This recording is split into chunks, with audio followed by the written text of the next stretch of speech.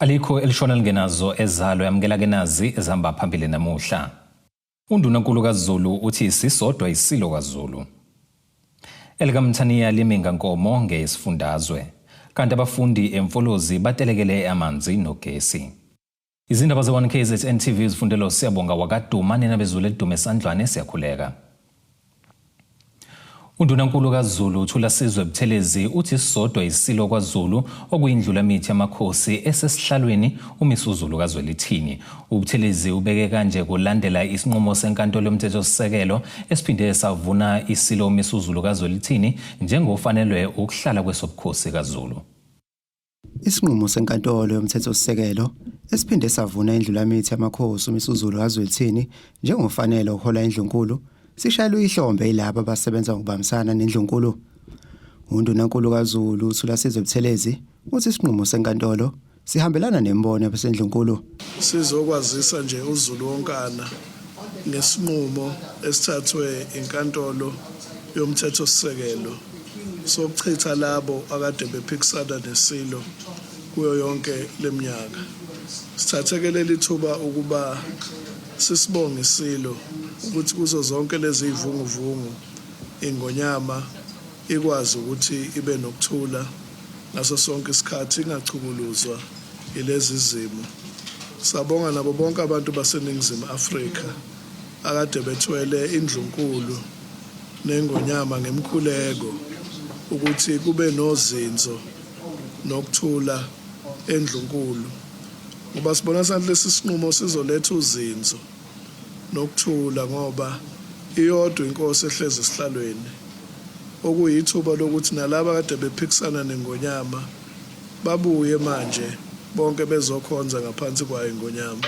Ushenge ucele bonke abebephikisa ukuba behlele ngezansi bese bekhothama kwendlunkulu. There is no other side, there is one side now with His Majesty sitting on the throne. The Zulu nation has never been confused as to who is their king. Amakhosi have never been confused.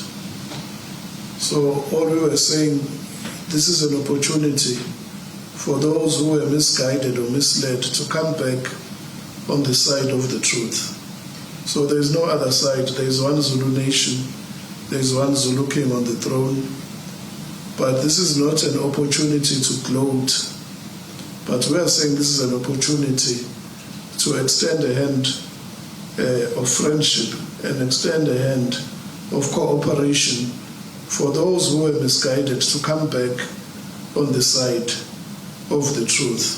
Ukusho komntwana uThula Nzulu, izandla zoxolo isilo sizivulile. Akukho ke esingathi kukhona okuzokwenziwa. Yibo kufuneke benze. Mhlambe sinakho ukubiza abantwana ngokungakhethi ukuthi bapha abantwana sibizayo. Sizobiza umhlangano wabantwana bonke sihlale sixoxe.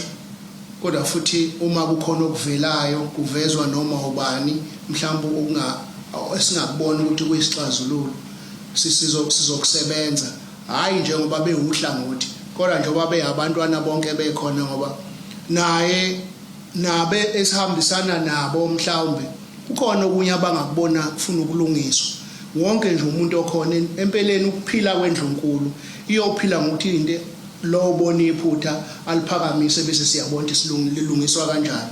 Kodwa angiboni kusekhona icawu zokuhlala ukuthi kuyalungiswa emva kwalezi ingaka zabantu abahlakaniphele nabafundele ukufuna iqiniso baze balithole bese bayalibeka emhlabeni. Nanti iqiniso emhlabeni siphethe lona sifuna ukulisebenzisa siphambili. Ngiyabonga. Izindabeni ze1KZN TV kubika uSiphamandla Gumede ngiseRichards Bay. Ayaqhubeka amalungiselelo emcimbi yokwathulwa kwenkulumo kaNdunankulu uThami Ntuli ngesimo sesifundazwe phecelezi i-State of the Province Address okumcimbi waminyaka yonke. Lokhu ke kuvele kwisithangami sabezindaba ebeseThekwini namuhla. Kulesi sithangami sabezindaba uSomlomo uchaze kabanzi ngezinhlelo zabo ezizokwenzeka kulezi izinsuku ezimbili okuLwesine noLwesihlanu njengoba ngoLwesine isilo samabandla onke sizovula ngokusemthethweni ishamthetho. Namuhla sihlangene ngokuzolungiselela ukuvulwa kwehlandla lesithathu lesishayamthetho le sisesikhombisa saKwaZulu Natal ngesonto esikulona ngomhla ka26 February sizabe sihlangene einkundleni zombhoqo eWoodburn lapho sizobe sethamele inkulumo yongangezwe lakhe isilo samaZulu uMisuzulu kaZwelithini ekhuluma esishayamthetho ekhuluma nabo bonke abahlonishwa abangamalungu esishayamthetho kwakunye nabantu abahlali base South Africa nabakwaZulu Natal bese kuthi ngolwesihlanu ngomhla ka27 la kuFebruary siphinde sihlangane sesizothamela inkulumo yobume besifundazwe saKwaZulu Natal ezokwethulwa ngumhlonishwa u18 Ntuli umhlonishwa uThamsanqa Ntuli the premier yakwaZulu Natal lapho ezobe ekhuluma ngezinhlelo zikahulumeni zalomnyaka wezimali esiyakuwona nezinto ezingaba zenziwe ebezibekiwe ezinhlelweni ngonyaka odlulile. uSomlomo uphinde wakhuluma kabanzi ngokusiphatha kwamalungu eshamthetho kulandela isigameko esenzeka ngomhla ka15 kuDisemba ngonyaka odlule ngesikhathi MK Party yayizama ukufaka isicelo sokungabethembi ubuholi bukaNdunankulu uThami Ntuli okwagcina ngokuthi singaphumeleli amalungu eMK Party asusothuthuva ezama ukuvimba uSomlomo ukuthi aphume eshamthetho. Parliament and legislatures are places of constant contradictions, and those contradictions should be seen within the political realm. Of course, what then happened on the 15th of December was not something that within the contradictions that exist we have ever imagined that we will see. But because parliament and legislatures are institutions who will outlive all of us, the legislature of KwaZulu Natal used the provisions that are there in the constitution through its internal arrangements. We used the rules to deal with what happened on the 15th of December. My wish is that it never happens, but when it happens, if it ever happens again, I trust the rules of the legislature of KwaZulu Natal to be able to be our compass in resolving that. Kuzothi ngesonto elizayo kuzoba nenkulumo mpikiswano mayelana nenkulumo kaNdunankulu azobe ibhekise esizweni ezobe ithulwe ngolesihlanu. Kudebokho Sibisi wezindaba ze1 KZN TV ku channel 261 ngiseThekwini. Singenele osukwini lesibili namuhla isiteleka sabafundi bekolishi eliqeqesha amakhono uMfolozi TVET egatsheni lasesikhaleni enyakatho nesifundazwe kwaZulu Natal. Labafundi bathi sekuphele amasonto amabili bengenawo amanzi kanye nogesi kodwa belindeleke ukuthi bafunde. Labafundi ke basabse ngokuthi bazoba nokukhukhulula ngoqo wesiteleka uma izikhalazo zabo zingalalelwa. Njoba ke singenelo osukwini lesibili labafundi bathi ke bahlongoza ukukhuqulela ngoqo wesiteleka uma ke inkinga zabo zingahlangabezwa. Lezi inkinga zihlanganisa ke ukushoda kwezincwadi, ama-PPEs, othisha bangekho, ukushoda kwamakhompyutha, izinkinga zika-NSFAS, izindawo zokuhlala kanye nokudla nokunye. Ama-lecturer aya-complain asebenza athi awakhokhelwa kahle, imali ziyashoda, ingakho amanye engaphelele, amanye ezidikile. Abafundi ke manje abanawo ama-lecturer emaklasini, ama-lecturer adikilile, amanye aresignile, amanye nje awekho at all, ama-campuses awaqashile. So ngesikwazi silekelela singabafundi sazi kuyofunda ama-lecturer engekho zingekho nezincwadi. Lenkinga ungabi nagesi isihlukumeze nabafundi abanokukhubazeka abathembeleke emshinini exhonywayo ukuze ke impilo iqhubeke. Kakhulukazi abantu ba-inclusive, abantu ba-inclusive la ngaphansi sinenkinga yokudla, sinenkinga yokuthini basebenzisa ama-treatment labo bantu labo kuze kube manje ugesi awukho la, akukho manzi, akukho lutho, labo bantu abaphekeliwe. Sithi simisa kanjani ngalapho ngeenkinga zabo lezi zema-medication because labantu basebenzisa ama-medication khona la ngaphakathi. Sinenkinga okwesi nje ubugesi ungekho, kunomfundi nje okhona la osebenza ngokuthi kube khona something le a-charge somehow. I'm not sure ukuthi into ekanjani leyo, ngeke ngize ngikubeke ngokugama ukuthi into kanjani, but usebenza ngayo lento ugesi uyawudinga each and every time. Kanti abafundi benza financial management bathola ke ibhasari bathenjiswa ukuthi ke izobakhokhela iminyaka emithathu kodwa ke kulonyanga ayibakhokhelanga ngezathu zokuthi iveze ukuthi abafundi abaningi abaphumelelanga izayo kodwa bona bebephasile. Baphinde bathola enye basayiniswa inkontileka kodwa ke futhi namanje basahleli bomnyameni bathi konke ke lokhu kuyabadida. Last year safundiswa ibhasari athi izosifunda for 3 years, then this year sekuthiwa ngeke sasifunda because abafundi abaningi bafailile. What about us thina esiphasile? After that sasayiniswa enye ibasari ekuthiwa izosinikeza ama-meals and accommodation. Meals and accommodation, mase sayina accommodation ekugcineni kwepage le form thiwa no accommodation no meals. Labafundi ke sebezame kaningi ukuxoxisana nabaphathi balesi sikhungo kodwa ke kunhlangazi muka nomoya njengoba ke nememorandum yezikhalazo zabo isekungeyesibili beyikhipha enyangeni eyodwa kodwa ke bengayitholi impendulo kanye nexazululo. SRC nje la asisakwazi ukuthi lento siqhubeke sithi siyayilwa manje siyayilwa noma siyilwa ukuthi sikhulumisane noma kube ukuthi siyaxoxisana ngoba ukuxoxisana gcina konke akufiki ndawo akufinyeleli ndawo kunalokho bezothi this is a college level or this is what kodwa siyazi ukuthi inkinga ikhona khona la ngaphakathi kunalokho bavele bebiza amaphoyisa bezolwisana nathi amaphoyisa njengamanje umebiziwe azolwisana nathi sibe sizama ukuthi silwele lento le akukho ukusebenzisana kukhona kunalokho siyashawa siyadutshulwa senziwa yonke le nto ngoba kwenze njani. Laba ke basabise ngokuthi bazohlela ukukhuqulela ngoqo uma ke izikhalazo zabo zingaphendulwa ngokusheshsha. Lezi inkinga ke zithinta wonke amakhempasi alesi sikhungo okuyisenkandla, iMandeni, iShowe nakwezinye izindawo. Esidabeni eze1 KZN TV nguSamgeliswe Nqulunga ngisesikhaleni. Abafuyi bezinkomo bathi bafuna ukwazi ukuthi imjovo izofika nini kahle kahle njengoba umili umsebenzi wabo kusukela kubheduke isifo samatele. Labafundi basho kanje behlangene eSidara ngaseHowick lapho ungqongqoshe ngushampiyoni wesifunda uMgungundlovu uSiboniso Duma ubeyobathulela khona umbiko ngalesifo kanjalo nokuqalisa uhlelo lwemjovo. Umthombeni ukuvezile ukuthi KwaZulu-Natal ihlinzekwe ngemjovo ebalelwa ku200,000. Ungqongqoshe ongishampeni wesifunda uMgungundlovu uSiboniso Duma uthi akekho umfuyi ozoshiwa ngaphandle uma sekukhishwa imjovo. Sibonga uPresident Cyril Ramaphosa ngokuthi emkhulumeni yakhe State of the Nation Address ushilo ukuthi ukhulume naboza kwabo emazweni ahlukene isifikile ku200,000 eTurkey esilethela yona ukuze sikwazi ukusizakala isifundazwe saKwaZulu-Natal. Sicelile ke thina ukuthi yobaleka ukuthi ngoba uMgungundlovu strategic uma seliqala uhlelo liqale kulesifundazwe sethu saseMgungundlovu district besikhuluma nama farmers ahlukene kukhona bekuthiwa ama commercial farmers phecelezi laba abakhiqiza okukhulu ngabe bakhiqiza ubisi ngabe bakhiqiza inyama ebovu ngabe bakhiqiza okunye okusuke kuthola eplazini including okutshaliwe mase bakhona lama farmers ekuthiwa ama emerging farmers uthola ukuthi mhlawumbe umfuyi ufuyile emakhaya mhlawumbe kodwa unelothe encane anayo kodwa ukhona futhi kule process yakhona mase bakhona ama communal farmers ilabo othola ukuthi ufuyile ke endaweni yasemakhaya nine deep elodwa niyasebenzisana so ukuze bonke basizakale uhulumeni akekho ukuthi uzomshiya emuva uma seyiqala i-roll out le process bazonikeza ama commercial farmers kunaba private vet abo abazobasebenzisa ukuze bajovele inkomo bese kuthi la bakithi ama emerging and communal farmers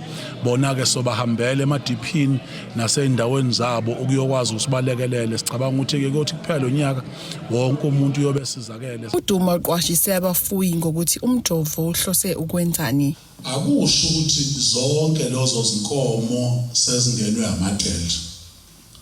Njengoba ngingasho njalo i-vaccine isuke izokwenza into ezimbili ukuthi nje bade zama ukuyichaza nje zwela ukuthi lezi sezinazo uma kusaqala iprocess izosiza ukuthi ayingabe satheleleka enye inkomo.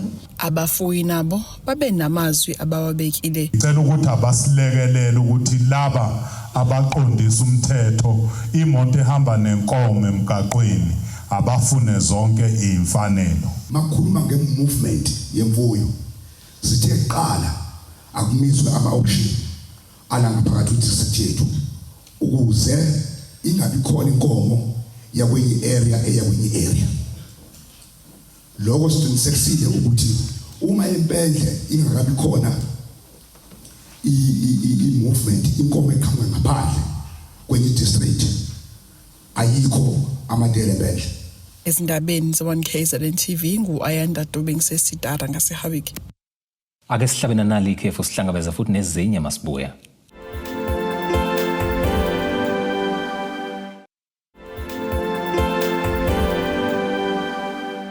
Ake sivele sikubingelele siphinde sikwamukele ukuthi ke usanda kubukela izindaba zethu emkela ke nazi ihloko ezambaphambili namhlanje. Undunankulu kaZulu uthi sisodwa isilo kaZulu. Elikamthaniya liminga Nkomo ngesifundazwe. Kanti abafundi emfolozi batelekele amanzi nogesi. Isigungu esilawula ukufunda kwesikole eNkodiba Secondary School eMtubatuba sithi ke siyasamukela isinyathelo somnyango wezemfundo KwaZulu-Natal ngezinhlelo zokuqashwa kathishanhloko kulesikole eselokhu kwaqala unyaka akufundwa kulandela impikisho yomphakathi ukhalaza ngokuthi isikole sesiphenduke kwaMpunze eDlemini ngenxa yokuthi asinayo uthishanhloko. Usihlalo SGB uLizwi Ncube uthi ke bajabule njengoba ke besebezoba ke yingxenye yezinhlelo zokuqashwa kathishanhloko omusha walesikole. Umnyango wezemfundo KwaZulu-Natal usuyixazulula inkinga yokungabikho kwathishanhloko esikoleni eNkodiba Secondary School eMtubatuba. Ukungabikho kwathishanhloko kulesi sikole kuholele ekutheni kumphakathi ubhikisho khona ndongo ukuthi isikole asinayo umuntu osilawulayo. Ngabazali kanye nomkhandlu weSGB okunye kwakhe bebekufuna vele ukuthi kufike ioffice of the HOD and ifike na something written down ngoba manje bese sikhathele ukuzwa ngokufonelwa ngaso sonke isikhathi.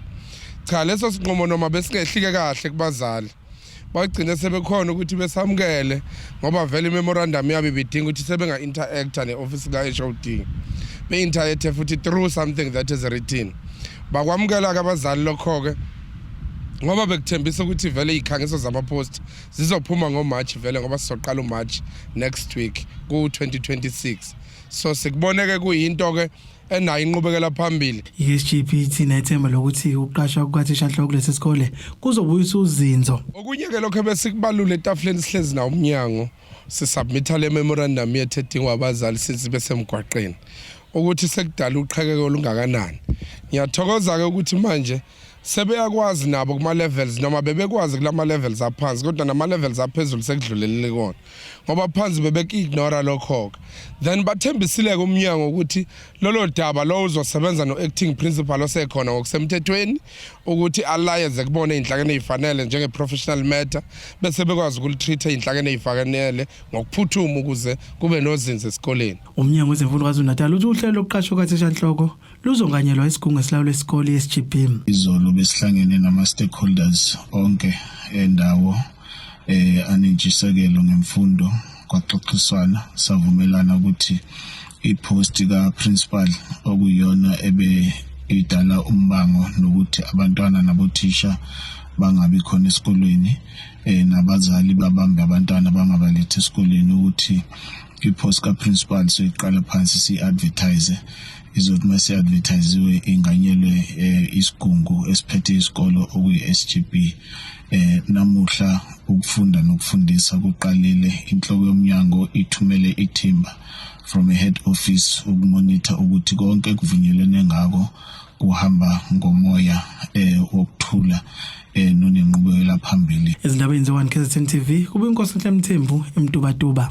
Njengoba kusabungazwa inyanga yothando kuhlanganiswe abaholi abahlukene okubalelwa ke kubo amakhansela, amakhosi kanye nabezenkolo behambisana nabathandiweyo babo ukuzobagqugquzela kwezothando nokubakha nje ukuze bebuyele emphakathini beyisithombe esihle. Kulomhlangano kububanjelwe emadadeni obizwa ngecouples seminar laba baveze ukuthi le mihlangano iyabalekelela kakhulu ezimweni abahlangabezana nazo. Kubungazwa inyanga yothando ngokuhlanganisa abaholi abehlukene ngaphansi komasipala iNewcastle. Lo mhlangano ubizwa ngecouples seminar. Kuzovuselelwa ke imishado yethu nemishado yabanye. Sitholile ke izinto ezinkulu futhi ke ezifaka uNkulunkulu phakathi. Sinethemba nje elilodwa ukuthi lokhu uNkulunkulu abesihlisela kona namhlanje ngabagcotshwa bethu abahlukene. Sinethemba lokuthi imishado yethu yakhiwe kahle namhlanje. Nekade izobhidlika yakhiwe kabusha namhlanje. Sithemba uNkulunkulu nje kukho konke kuningi ke engikuthathile. Sike sezwe besikhulumisa nangeyimali kuthiwa izimali zethu asizihlele kuthiwa akufihlwa emshadweni. So sijabule kakhulu nje usuku lwethu lube luhle kakhulu sithokozile ngiyambonga uNkulunkulu. Kanti omunye bethamele lo mhlangano uthi bajabula kakhulu ngoba okuningi kuzolungiswa emshadweni yabo. uNkulunkulu ube muhle siqala kweze kwaba sekugcineni. Esikujabulela kakhulu siniyakholwa ukuthi ama-crack noma ngabe bekamancane kangakanani emishadweni especially yabantu abasha uNkulunkulu usiphile ukuthi namhlanje sikwazi ukuthi sisize silungise imishado yabantu abasha. I-divorce yimbi, uNkulunkulu uyakuzonda ukuhlukana. Manje ngoba silana sizozama ukuthi simelane nokuthi imishado yabantwana bethu ayingachitheki. Kanti omunye uveza ukuba isifiso sabo ukuba bevuselela imishado nangaphandle kuphinde bewenze lo mhlangano iminyaka neminyaka ukuze beqhubeke nokuvuselela imishado yabantu. Into senze sihlonze usuku namhlanje ngoba sibone i-distance between thina nabashadisile. Ukuthi sagcina nediye beshadisa so sasike asikwenze kube umkhuba njalo ukuthi sihlale sindawonye sivuselele imishado yethu nabafisa ukuzoganwa bakwazi ukusondela bagane bathola iluleko besa zongena emshadweni and then ukuthi ke into yokuthandana kube into emiswa uNkulunkulu ukuthi sihlale sithomelana emzini ethu siyakhaya ngaso sonke isikhathi. Khona manjalo bagqugquzele ukuba abanye behlangane nabo ukuze kulungise izinkinga ababhekene nazo. Kukhona imishado esilo sithi right kanti limele besilungisa kwi-side la physical silungisa na spiritual ngoba uma singayibamba kwa physical kuphela izolimala ka spiritual, masiyibamba ku spiritual izolimala ku physical. Masifuna kwa physical it's finances, umthetho ukuthi uhulumeni uthini, then masiletha ka spiritual ila sifike sithi khona umshado uvela kuNkulunkulu. So nje isifiso sethu ukuthi nabazoyibuka mangabe sise inkundleni zokuxhumana ivuseleleke nabe imshado yabo mabeqala bebuka yonke imilayezo ebikhona la. Isifiso ke sethu ukuthi every year si host this event ye couple seminar ukuze kusizakala imshado. Kubika uThobe Kadladla ezindabeni ze1 KZN TV ngisemadadeni eNewcastle. Inhlangano yothisha okuyi-Teachers Christian Fellowship ibibonga umdali ngokuba nabo kuze kufike lesikhathi baphinde bagqugquzela ukuba othisha bangakhohlwa ukufundisa ngoNkulunkulu ezikoleni. Ekhuluma ke nethimba labezindaba uMama uThokozile Mkhize uthi ke umkhuleko iwona oyosiza ukuze kube nokuthula kuphinde futhi kwehle nobugebengu ezikoleni kuleli. Bekubonga umdali ngokuba nabo esikhathini zonke baphinde bagqugquzele othisha ukuba bafundise abafundi ukubaluleka kwenkolo ukuze isizwe sizokwazi ukuqoqeka kube khona ukuthula ezweni ikakhulukazi ezikoleni zakuleli. Ku-Thanksgiving conference yethu siyikhingcetshayo kodwa njengoba sibonga uNkulunkulu ukuthi uphumelelise zonke izinto kade sizenza ngonyaka odlule namanje njengoba sesiqalile uyayiphumelelisa.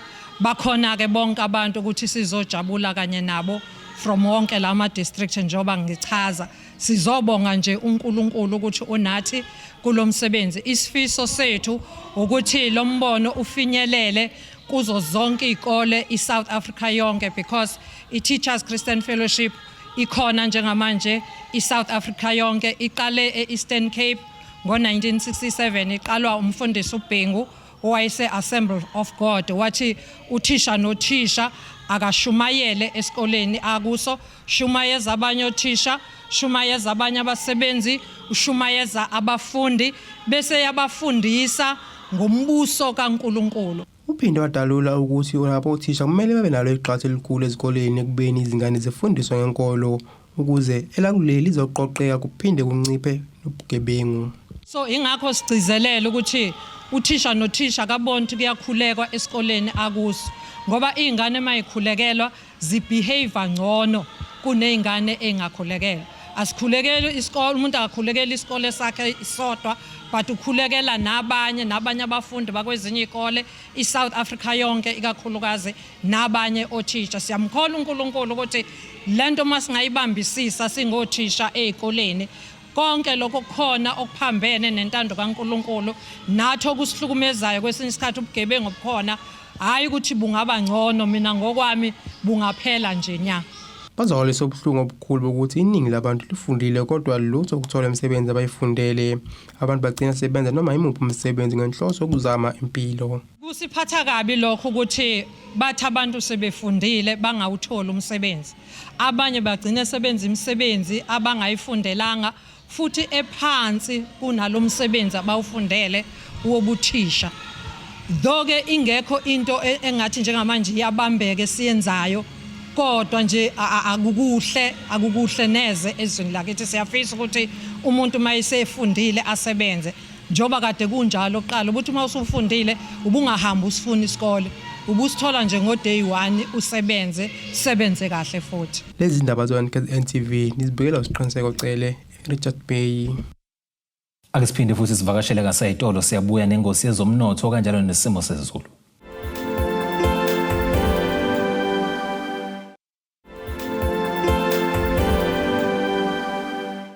Ake siphinde sikubingelele sikwamukele ukuthi usanda kubukela izindaba zethu yamukela ke nazi ihloko esifulo sangazo namhlanje.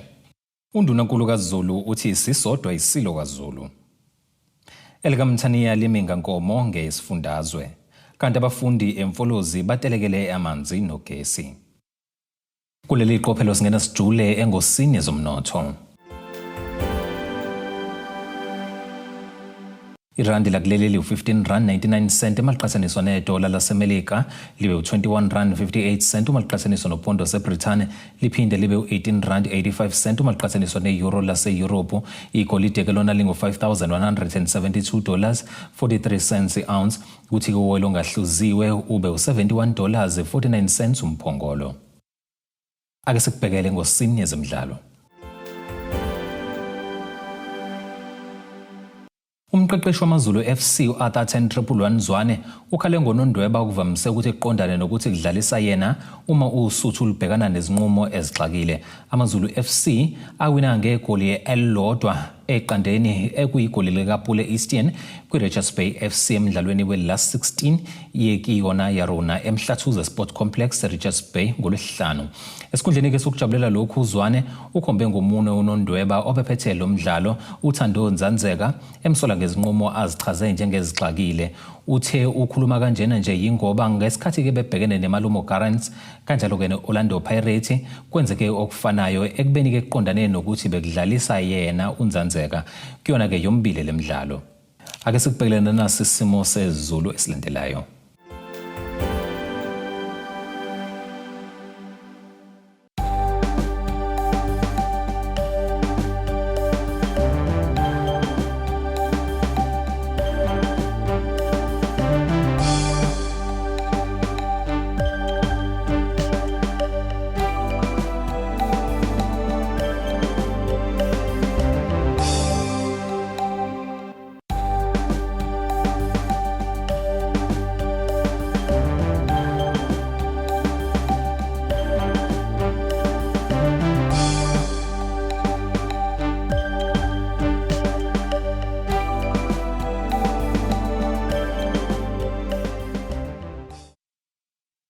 Zulumya mondlela zimhlophe ngeziguqisa ke nonke bese kuphathele zona namhlanje sihlangabeza futhi noma kanjani kusasa ngesikhathi esifanayo.